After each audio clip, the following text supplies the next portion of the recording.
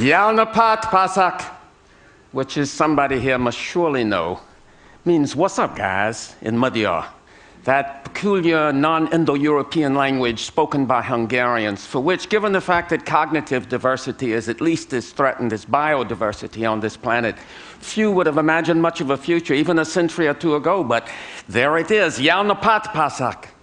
I said, somebody here must surely know, because despite the fact that there aren't that many Hungarians to begin with, and the further fact that so far as I know there's not a drop of Hungarian blood in my veins, at every critical juncture of my life there has been a Hungarian friend or mentor there beside me. I even have dreams that take place in landscapes I recognize as the landscapes of Hungarian films, especially the early movies of Miklós Jancsó. So, how do I explain this mysterious affinity?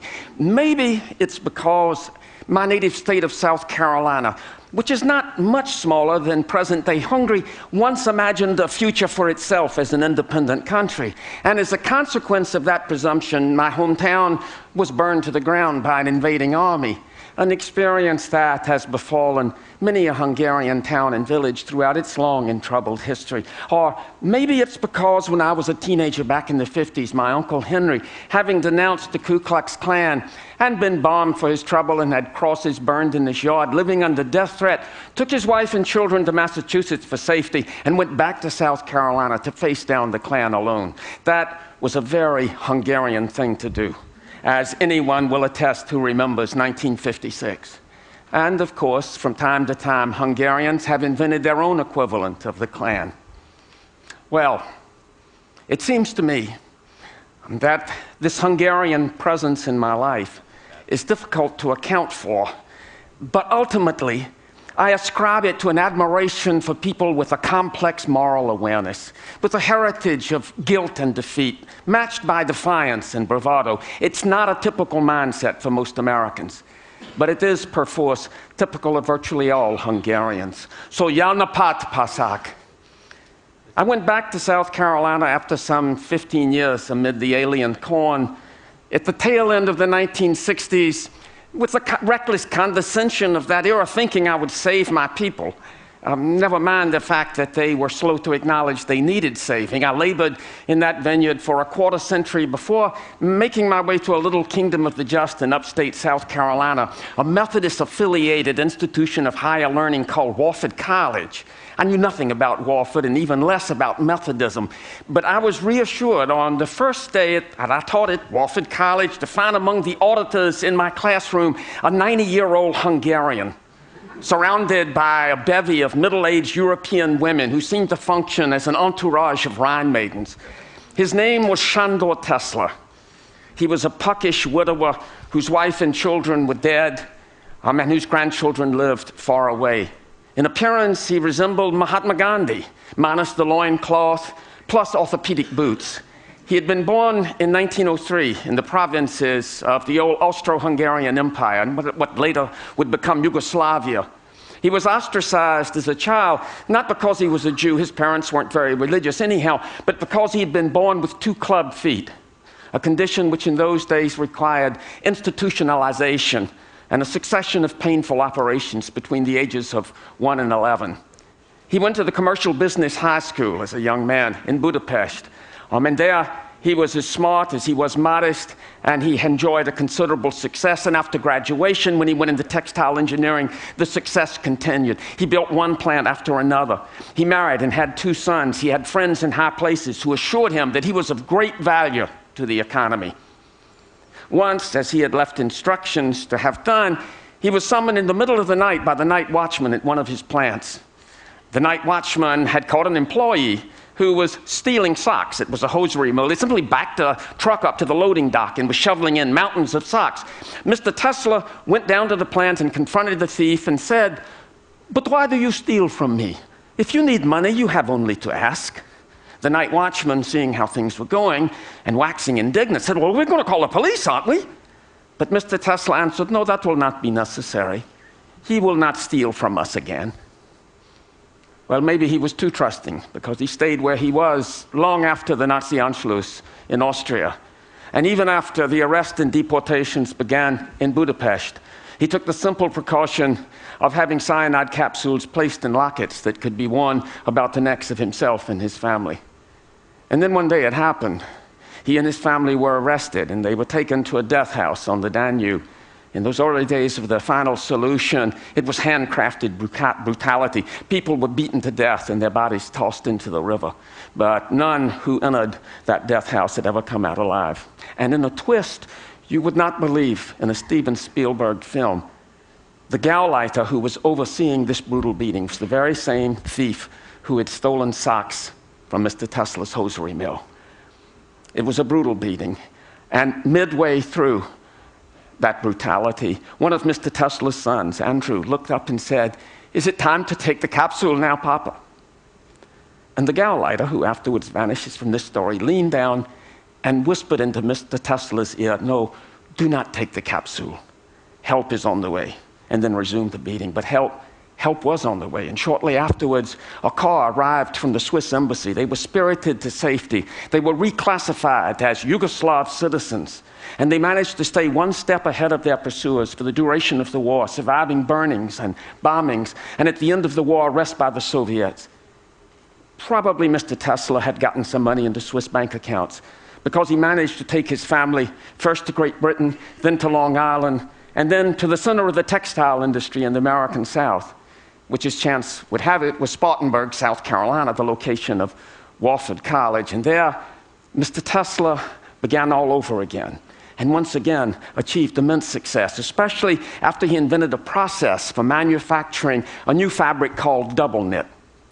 And then in the late 1950s, in the aftermath of Brown versus Board of Education, when the Klan was resurgent all over the South, Mr. Tesla said, "I have heard this talk before." And he called his top assistant to him and asked, "Where would you say in this region racism is most virulent?" "Well, I don't rightly know, Mr. Tesla. I reckon that would be Kings Mountain." "Good. Buy us some land in Kings Mountain and announced we are going to build a major plant there." The man did as he was told, and shortly afterwards, Mr. Tesla received a visit from the white mayor of Kings Mountain. Now, you should know that at that time, the textile industry in the South was notoriously segregated. The white mayor visited Mr. Tesla and said, "Mr. Tesla, I trust you're going to be hiring a lot of white workers." Mr. Tesla told him, "You bring me the best workers that you can find, and if they are good enough, I will hire them." He also received a visit from the leader of the black community, a minister who said, "Mr. Tesla, I sure hope you're going to hire some black workers for this new plant of yours." He got the same answer. "You bring me the best workers that you can find, and if they are good enough, I will hire them." As it happens, the black minister did his job better than the white mayor, but that's neither here nor there. Mr. Tesla hired 16 men, 8 white, 8 black. They were to be his seed group, his future foremen. He had installed the heavy equipment for his new process in an abandoned store in the vicinity of Kings Mountain. And for 2 months, these 16 men would live and work together, mastering the new process. He gathered them together after an initial tour of that facility, and he asked if there were any questions. There was hemming and hawing, a shuffling of feet. And then one of the white workers stepped forward and said, "Well, yeah, we've looked at this place, and there's only one place to sleep, there's only one place to eat, there's only one bathroom, there's only one water fountain. Is this plant going to be integrated or what?" Mr. Tesla said, "You are being paid twice the wages of any other textile workers in this region, and this is how we do business. Do you have any other questions?" "No, I reckon I don't." And 2 months later, when the main plant opened and hundreds of new workers, white and black, poured in to see the facility for the first time, they were met by the 16 foremen, white and black, standing shoulder to shoulder. They toured the facility and were asked if there were any questions, and inevitably the same question arose. "Is this plant integrated or what?" And one of the white foremen stepped forward and said, "You are being paid twice the wages of any other workers in this industry, in this region, and this is how we do business. Do you have any other questions?" And there were none. In one fell swoop, Mr. Tesla had integrated the textile industry in that part of the South. It was an achievement worthy of Mahatma Gandhi, conducted with the shrewdness of a lawyer and the idealism of a saint. In his 80s, Mr. Tesla, having retired from the textile industry, adopted Wofford College, auditing courses every semester, and because he had a tendency to kiss anything that moved, becoming affectionately known as Opie, which is Mudya for grandfather, by all and sundry. Before I got there, the library of the college had been named for Mr. Tesla. After I arrived in 1993, the faculty decided to honor itself by naming Mr. Tesla a professor of the college, partly because at that point he had already taken all of the courses in the catalog, but mainly because he was so conspicuously wiser than any one of us. To me, it was immensely reassuring that the presiding spirit of this little Methodist college in upstate South Carolina was a Holocaust survivor from Central Europe. Wise he was indeed, but he also had a wonderful sense of humor. And once for an interdisciplinary class, I was screening the opening segment of Ingmar Bergman's The Seventh Seal, as the medieval knight Antonius Block returns from the wild goose chase of the Crusades and arrives on the rocky shore of Sweden, only to find the specter of death waiting for him. Mr. Tesla sat in the dark with his fellow students, and as death opened his cloak to embrace the knight, in a ghastly embrace, I heard Mr. Tesla's tremulous voice. "Uh-oh," he said, "this doesn't look so good." But it was music that was his greatest passion, especially opera. And on the first occasion that I visited his house, he gave me the honor of deciding what piece of music we would listen to, and I delighted him by rejecting Cavalleria Rusticana in favor of Bela Bartok's Bluebeard's Castle. I love Bartok's music, as did Mr. Tesla, and he had virtually every recording of Bartok's music ever issued. And it was at his house that I heard for the first time Bartok's Third Piano Concerto, and learned from Mr. Tesla that it had been composed in nearby Asheville, North Carolina, in the last year of the composer's life. He was dying of leukemia, and he knew it. And he dedicated this concerto to his wife, Dita, who was herself a concert pianist. And into the slow second movement, marked Adagio Religioso, he incorporated the sounds of birdsong that he heard outside his window and what he knew would be his last spring. He was imagining a future for her in which he would play no part. And clearly, this composition is his final statement to her. It was first performed after his death, and through her to the world. And just as clearly, it is saying, it's okay. It was all so beautiful. Whenever you hear this, I will be there. It was only after Mr. Tesla's death that I learned that the marker on the grave of Bela Bartok in Hartsdale, New York, was paid for by Shandor Tesla. Jelnopat Bela. Not long before Mr. Tesla's own death at the age of 97, he heard me hold forth on human iniquity. I delivered a lecture in which I described history as on the whole a tidal wave of human suffering and brutality. And Mr. Tesla came up to me afterwards with gentle reproach and said, "You know, doctor, human beings are fundamentally good." And I made a vow to myself then and there that if this man who had such cause to think otherwise had reached that conclusion, I would not presume to differ until he released me from my vow. And now he's dead, so I'm stuck with my vow. Jelnopat Shandor. I thought my skein of Hungarian mentors had come to an end, but almost immediately I met Francis Robacek, a Hungarian doctor, actually a heart surgeon in Charlotte, North Carolina, then in his late 70s, who had been a pioneer in open heart surgery and tinkering away in his garage behind his house, had invented many of the devices that are standard parts of those procedures. He's also a prodigious art collector, beginning as an intern in Budapest by collecting 16th and 17th century Dutch art and Hungarian painting. And when he came to this country, moving on to Spanish colonial art, Russian icons, and finally, Mayan ceramics. He's the author of 7 books, 6 of them on Mayan ceramics. It was he who broke the Mayan Codex, enabling scholars to relate the pictographs on Mayan ceramics to the hieroglyphs of the Mayan script.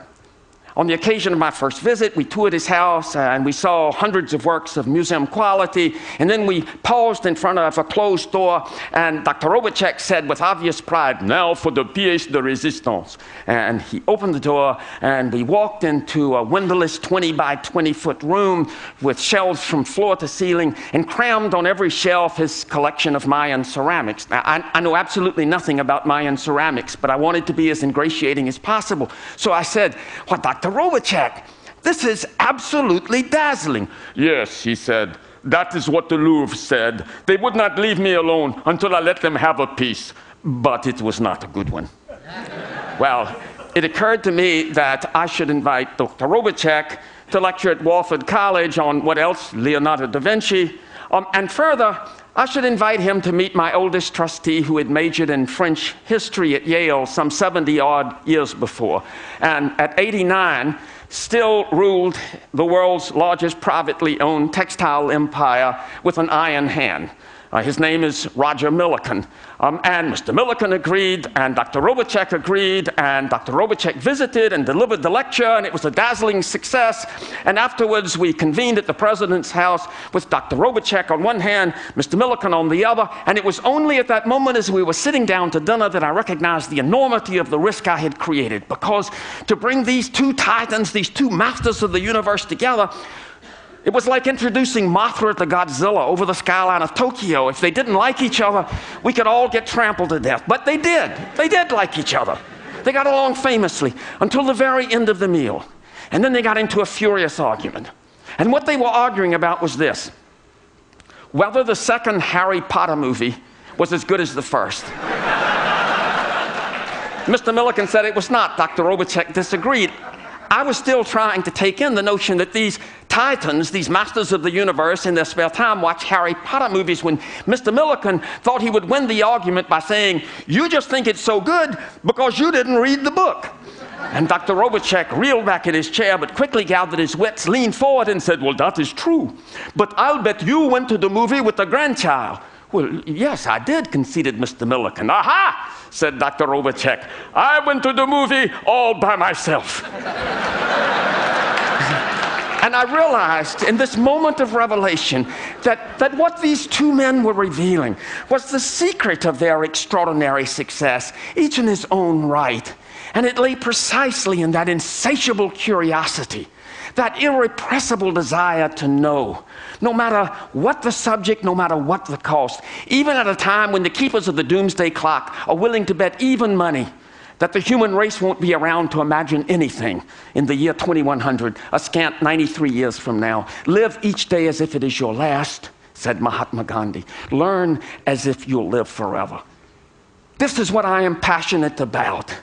It is precisely this. It is this inextinguishable, undaunted appetite for learning and experience, no matter how risible, no matter how esoteric, no matter how seditious it might seem. This defines the imagined futures of our fellow Hungarians, Robotchek, Tesla, and Bartok, as it does my own, as it does, I suspect, that of everybody here. To which I need only add, Ejami Munkank, es nemes kevis. This is our task. We know it will be hard. Ejami Munkank, es nemes kevis. Yanapat, pasak.